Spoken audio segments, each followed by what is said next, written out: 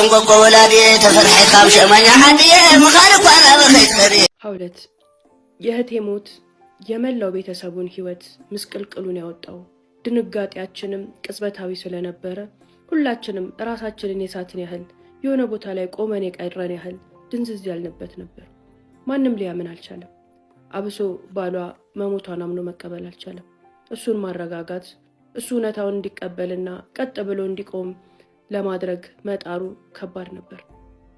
ለሁላችንም ከባድ ነበር። ስለሞት በቅርበት ሞት የነካው ሰው ካልሆነ ማንም ቢያወራ ስሜቱን አያውቀው። አራሷ እህቴ ልጇን ጥላ ቤቷን ጥላ ሞተች። እናረሳታለን ብለን ያዘጋጀነው ቡናውም በጉም ሁሉም ነገር እንግዳዋን ሸኘንባት። ማንም ቤተሰብ የሷን ሞት አምኖ መቀበል ተረጋግቶ ሐዘኑን ማዘን አልቻለም። የልብ ውስጥ ድንጋይ ነው የሆነችብን። ማልቀስ እንኳን አልቻልንም። አብሶ እኔ ባሏ ከባድ ነው። ሁሉም ስሜቱን የራሱን ነው የሚያውቀው። እሷ ከሞተች በኋላ 2 ወር ሞላና የኔ ሰርግ ሊሆን ሆነ። እጮኛዬ ከውጭ ሀገር እኔን ለመውሰድ መጣ። ሐውለት እህቴ ከባሏ ጋር ሊዝናኑ እንኳን ሲወጡ ልጆቼን ብላ አታውቅም። ልጆችሽን አደራ ነበር የምትለኝ። እጮኛዬ በሐዘኔ ከጎኔ ነበር። በቀን 3-4 እየደወለ እያጽናናኝ የሚያስፈልግ ነገር ካለ ብሎ በገንዘቡም እየላከ ኢትዮጵያ እስኪመጣ ድረስ ካጠገቤ አልተለየም። የእህቴ ባል መረጋጋት ከራሱ ጋር መሆን ስላልቻለ ስራውንም ማካሄድ አልቻለም። በተወሰነ ደረጃ እኔ ተረጋግቼ ስራዎቹንም ልጆቹንም ማኔጅ የማደርገው እኔ ነበርኩኝ። አብሶ የእህቴ ልጆች ኃላፊነት ሙሉ ለሙሉ እኔ ላይ ወደቀ። እናታቸውን ስለመመስላቸው እንደ እናታቸውም ስለሚያዩኝ ህፃናትም ስለነበሩ ብዙም አልተጎዱም። ከኔ ስር ግን ሊወጡ አልቻሉ። አብሶ ህፃኑ ልጅ እንደ እናቱ ሆኜ ጡቴንም ባይሆን ጡጦ እየሰጠው ምንከባከበው እኔ ነበርኩኝ። ልጆቿ ከኔ ውጪ እናቴን እንኳን አይቀርቧትም። እኔን ወይ አባታቸውን ከስሬ አይወጡ፣ ካጠገቤ አይለዩ። እሷ ከሞተች በኋላ ስራ መሄድ እንኳን አልቻልኩም። ልጆቹ እያለቀሱ ስወጣ በዚህ መሃል ነበረ እጮኛዬ እኔን ለማግባት ከውጪ የመጣው። ያኔ መወሰን ነበረብኝ። እዚህ ጋር የእህቴን ልጆች እንደሆኑ ይሁን ብዬ በትኜ ትዳሬን ይዤ ከሀገር መውጣት አሊያም ያን የምወደውን ብዙ ለታ የዋለልኝን በዚህች አጭር ጊዜ ውስጥ የተረዳኝን ሰው አልፈልግም ብዬ ልጆቹን አንድ ቦታ ማድረስ። እናም ወሰንኩኝ። እናቴ ልጆቹን እኔ እንከባከባለሁ፣ ትንሽ ጊዜ ነው ይለምዱኛል፣ አባታቸውም ወደ ራሱ ይመለሳል፣ ጥሩ አባት ነው፣ ለልጆቹ አያንስም፣ ይሄ ላንቺ ትልቅ እድል ነው፣ ትዳርሽ ነው፣ ስለዚህ ትዳርሽን ህይወትሽን አታበላሺ ምታይ ብትለኝ እምቢ አልኩኝ። መጣ። ያለውን ነገር አስረዳሁት። የእህቶቼ ልጆች ናቸው። እኔ ስርስር እያሉ እንደ እናታቸው አይተውኝ ያደጉ፣ ዛሬ ደግሞ እናታቸውን ያጡ ምስኪኖች ናቸው። እባክህ ይቅር በለኝ፣ እነሱን ትቼ መሄድ አልችልም።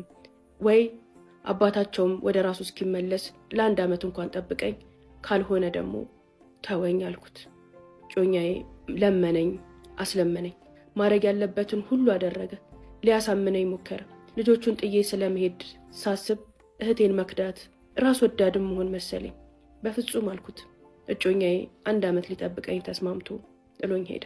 ሐውለት የእህቴን ልጆች ኃላፊነት ሙሉ ለሙሉ እኔ ወስጄ አሳድጋቸው ጀመር። ስራዋንም እየሰራው ልጆቿን እያሳደግኩኝ ህይወቴን ቀጠልኩኝ። ያንንም ባደርግ ግን እህቴ ቤት ልብሶቿን እቃዎቿን ባየው ቁጥር እህቴ ቤት መኖር አቃተኝ። የእሷ ሐዘን ሊወጣልኝ አልቻለም። ከዚህ ቤት መውጣት አለብኝ አልኩኝ። ከቀን ወደ ቀን እየከሳው እየጠቆርኩ በቃ ሌላ ሰው ሆንኩኝ። በመሃል ባሏን አናገርኩት። እዚህ ቤት ውስጥ የእህቴን ሐዘን መቋቋም አልቻልኩም፣ ልጆቹንም ጥዬ መሄድ አልችልም፣ በዚሁ መጠን ያለ ሌላ ቤት ተከራይ፣ ይህን ቤት አከራዩ አልኩት። ምናልባት ይህ ነገር ለእኔም ጥሩ ሊሆን ይችላል ብሎ ያን ቤት አከራይተን ሌላ ቦታ ተከራይተን ወጣን። ቤት ውስጥ ሰው አይጠፋም። የእሱ እህቶች፣ የእኛም ቤተሰቦች። እሷ ከሞተች በኋላ ቤታችን ሰው ጠፍቶ አያውቅም። ምክንያቱም ስራም ስለሙል ልጆቹን እኔ በሌለው ሰዓት የሚንከባከባቸው ሰው ስለሚያስፈልግ ቤታችን በሰው የተሞላ ነው። ያን ቤት ከለቀቅነው በኋላ ባሏም ትንሽ ማሻሻል አሳየ። ወደ ራሱ እየተመለሰ ከሐዘኑንም እየቀነሰ ትንሽ ማውራት፣ ከቤተሰብ ጋር ተቀላቅሎ ቡና መጠጣት ጀመረ። እስከ ዛሬ ድረስ ግን ልጆቹን ይስማል፣ መኝታ ቤቱ ይገባል፣ ይቆልፋል፣ ይተኛል። ልጆቹን እንኳን አጠገብ ሆኖ መላፋት፣ ማጫወት፣ ጸጉራቸውን ማሸት አልቻለም ነበር። ያን ቤት ከለቀቅነው በኋላ ግን ልጆቹን መዝናኛ ይዞ መሄድ፣ አብሯቸው መጫወት፣ ማብላት፣ ማጠብ፣ ልብሳቸውን መቀየር፣ ስራ በሌለው ሰዓት ድሮ ያደርገው እንደነበር ወደ ቤቱ እየመጣ ልጆቹን መንከባከብ በተወሰነ ደረጃ ወደ ራሱ ተመለሰ። አመቱም እየሞላ መጣ። እኔም ሐዘኑ፣ የሥራ ጫናው፣ የልጆቹ ኃላፊነት፣ ያለ ዕድሜ የተቀበልኩት ብዙ ነገር እያጎበጠ መጣ። አባታቸው ወደ ራሱ አቀል እየተመለሰ መሆኑን ሳስብ እጮኛዬን አሁንና መጋባት እንችላለን ብዬ ደወልኩለት። እጮኛዬን በጣም ደስ አለው። ነገሮችን አስተካክሎ አመቻችቶ እንደሚመጣ ቃል ገባልኝ። ይህንን ሲሰሙ ግን መጀመሪያ ሂጂ አግቢ እኛ አለን ሲሉኝ የነበሩ ቤተሰቦቼ ሁሉ ቅር ተሰኙ። እናቴ ሳትቀር ለወትሮ ሂጂ እኔ ያለው ስትለኝ የነበረችው አሁን ግን ግንኙነታችሁና ቅርበታችሁ እኮ እንዲህ አልመሰለኝም ነበር። አንቺን ካጡ ሰው አይሆኑም። ልጄንም ማጣው የልጅ ልጆቼንም ማጣለሁ። ባክሽ ያንቺ እድል ሀገርሽም ላይ የትም አይሄድም። እነዚህን ህፃናት ትተሽብኝ አትሂጂ፣ ይጎዱብሻል አለች። እኔ ግን አልቻልኩም። እናቴ ለልጆቹ ከኔ በላይ የሚወዳቸው ከኔ በላይ የሚያዝንላቸው አባት አላቸው። እኔም በቃኝ። ይህን ሁሉ ስቃይ መቋቋም አልቻልኩም። የራሴን ህይወት ልኑር ተውኝ አልኩኝ። እኔ እሱን ከጠራሁና ናና አግባኝ ብዬ አግብቼ ልሄድ መሆኑ ከታወቀ ጊዜ ጀምሮ ቤታችን እህታችን የሞተችን ቀን ያህል ለቅሶ ሆነ። ባለቤቷ ምንም አላለም። የሆነ ቀን እጮኛዬ ሊመጣ አካባቢ ጠጋልኩና ይቅርታ ምንም አላልክም በዚህ ነገር ላይ ልሄድ ነው ምን ትላለህ አልኩት። አትሂጂ ካልኩሽ ራስ ወዳድነት ነው፣ ሂጂም ካልኩሽ ልጆቼ ላይ ጨካኝ መሆን ነው። ውሳኔው ያንቺ ነው፣ እንደፈለግሽ አድርጊ፣ ያንቺ ህይወት ነው አለኝ። እኔ ግን ሐውለት ማንም ምንም ቢል መቆየት አልቻልኩም። ህመሜ ስቃዬ ከቀን ወደ ቀን እየባሰብኝ መጣ።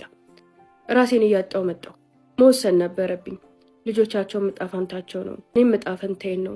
በቃ መሄድ አለብኝ ብዬ ወሰንኩኝ። እጮኛዬ ነገሮችን አመቻችቶ መጣ።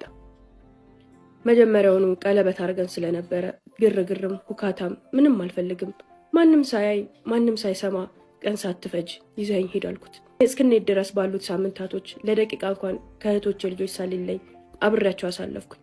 የሚሄድ ቀን ሐውለት ማንንም ቻው ማለት አልቻልኩም። ማንንም አልተሰናበትኩም። ሌላው ቀርቶ እናቴን መሰናበት ፈራሁኝ። ብሰናበታቸው ብሶማቸው ቻው ብላቸው እንደመቀራቃለሁ። ያንንም ፈርቼ ምንም ሳልል ልክ ሱቅ እንደተላከ ሰው ትንሽዬ ሻንጤን አንጠልጥዬ ተከትዬው ሄድኩኝ። እጮኛ የሚኖረው ኖርዌይ ነበር። እዛ ከደረስኩኝ በኋላ ደውዬ ሄጃለሁ ደርሻለሁ ስል ሁሉም ሰው አበደ። እናቴ አብሶ ወይ ልንተያይ ወይ ላንተያይ፣ ሩቅ አገር ስትሄጂ እንዴትም ቻው እንኳን አትይኝም፣ ምን አይነቷ ጨካኝ ነሽ፣ እንዴት ነው እንደዚህ የደነደንሽው እያለች እሪ አለች።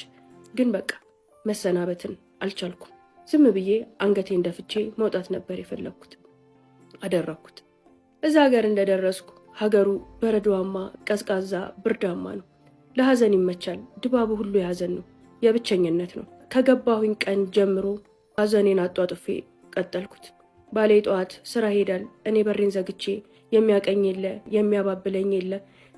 ብርድ ልብሴን ተከናንቤ እሳቱ ዳር ላይ ቁጭ ብዬ እየየን አስነካው ጀመር። ባለቤቴ ሲመጣ አይኔ አባብጦ ፊቴ ቀላልቶ ኩርምት እንዳልኩኝ ያገኘኛል። ልክ እሱ እንደመጣ ስልኩን ተቀብዬ ልጆቹ ጋር ደውላለሁ። እነሱን እያናገርኩኝ ራሴን መቆጣጠር እስኪያቅተኝ ስቅስቅ እያልኩ አለቅሳለሁ። ይህ ነገር ለአንድ ወር ቀጠለ። ለባለቤቴ ሚስት ልሆንለት አልቻልኩም። አጋር ልሆንለት አልቻልኩም። ሐዘኔን ጠቅልዬ ይዤበት ቤቱ መጣ። ያኔ ቁጭ አረገኝና በቃ አንቺ ያለ እነሱም ያለ አንቺ አይችሉም ያልሽኝን ነገር አሁን ገብቶኛል፣ ለቅቄሻለሁ ሂጂ አለኝ። ሐውለት የዚህ ሰው ውለታ ከበደኝ። በቃ ያን እንዲለኝ ነበር ስመኝ የነበረው። የዋለልኝ ውለታና ከሱ ጋር የነበረን ነገር ግን ያን እንድል አላስቻለኝም ነበር። ከሱ ሲመጣ ልቤ ደስ አለው። በአንድ ጎን ሐዘን፣ በአንድ ጎን ደስታ፣ በአንድ ጎን መጣል ተሰማኝ። እውነትህን ነው ከልብህ ነው አልኩት።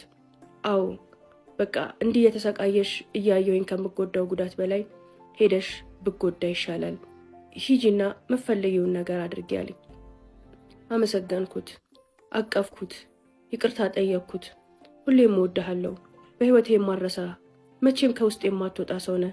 ለመጀመሪያ ጊዜ ወደድኩ፣ ለመጀመሪያ ጊዜ ደግነትህንም ውለታህንም ጥሩነትህንም ያሳየኸኝ ሰው ነክ።